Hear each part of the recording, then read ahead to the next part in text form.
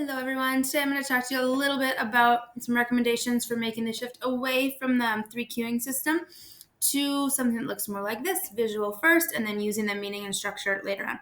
So the first thing that we want to remember is to practice patience, give kids a chance to work through and problem solve words before we jump in right away.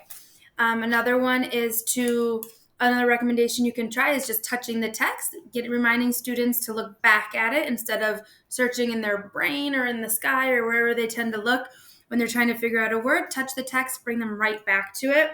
That's where they're going to find their answers, no?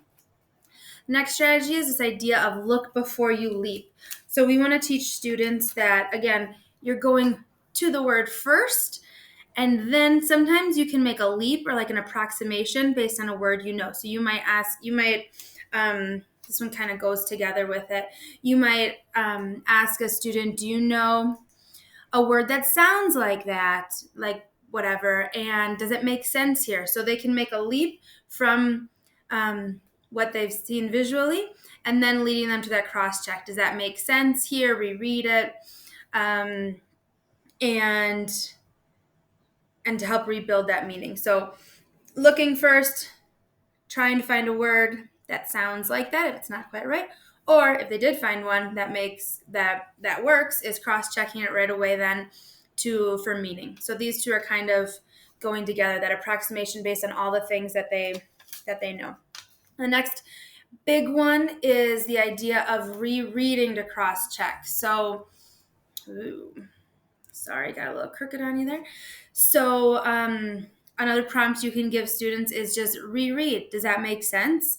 Instead of keeping, one of the things that I've been learning also more recently, or just reminding myself recently, is to keep our prompts as lean as possible, as short as possible, as little as possible.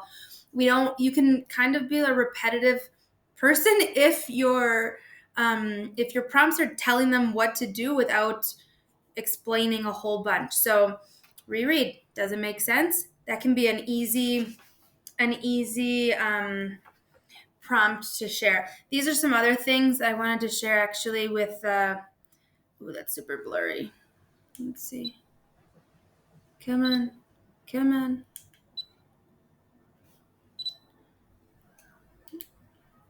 Okay, that's better. So these are some other prompts that you might use when kids are decoding to get students to decode before doing other things. It's super blurry, I'm sorry. You might just say, start with the letters. Look at the letters first, getting them there first. If you want them to look carefully at each part of the word, make every sound. Look at every letter. If you want them to stay focused on the print, keep your eyes on the letters. Stick with it until the end. If you want them to blend all the sounds together, put the sounds together, smooth it out. So those are all different prompts that we can just keep. They're telling them what to do without going and talking for 5 minutes at them.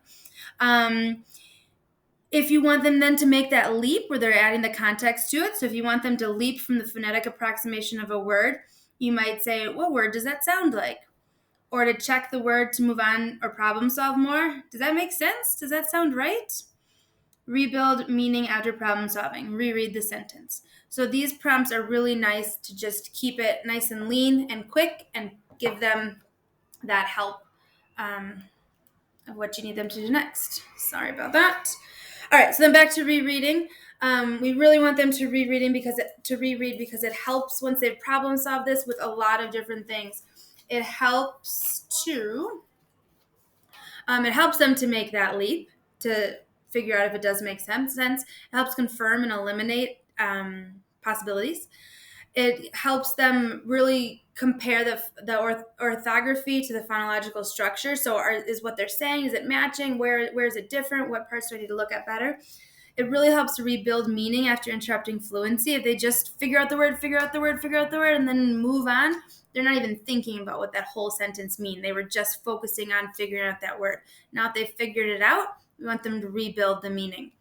And it helps them to take a second look, which is going to help for future automaticity.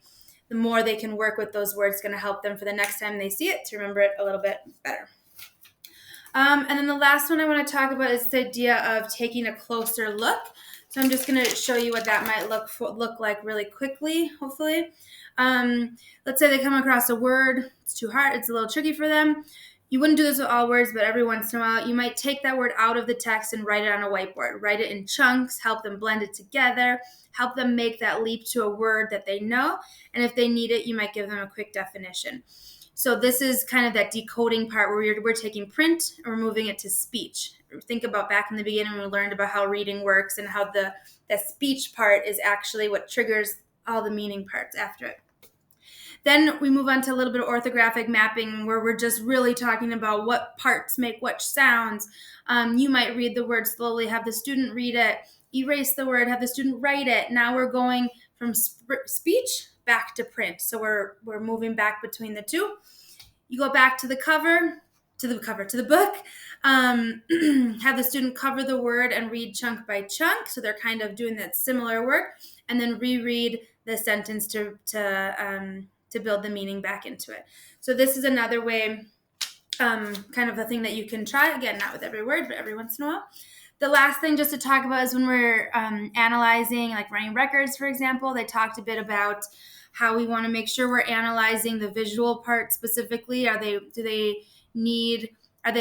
working at the beginning, the middle, the end? Where is it that they're making their errors? And those are things that we can work on as well.